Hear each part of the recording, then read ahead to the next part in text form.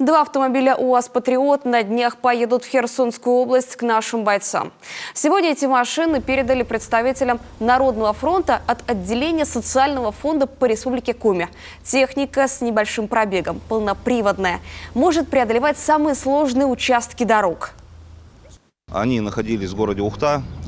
Мы вместе с коллегами, с активистами Народного фронта выехали на точку, где находились автомобили, осмотрели их, приняли полностью в исправном состоянии, укомплектованными запасными комплектами колес и пригнали в Сыктывкар для того, чтобы их в дальнейшем укомплектовать гуманитарным грузом и направить нашим ребятам в Херсонскую область.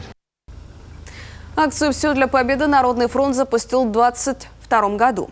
За это время волонтеры и активисты отправили на фронт сотни тысяч посылок с гуманитарной помощью, медикаментами и средствами связи.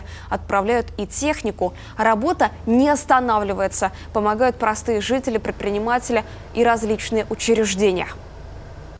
Узнали об этой акции в прошлом году, поэтому, конечно, решили принять в ней участие.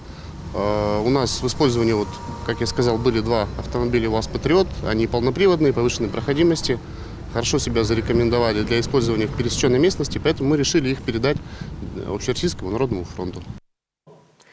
Сейчас на автомобиле готовят документы, чтобы передать их на баланс в воинскую часть. А уже через пару недель представители Народного фронта вместе с бойцами повезут технику на передовую в Херсонскую область. В машины загрузят рации, генераторы. Все куплено на перечисленные жителями республики средства. Отвезут и посылки, которые передали из районов Коми.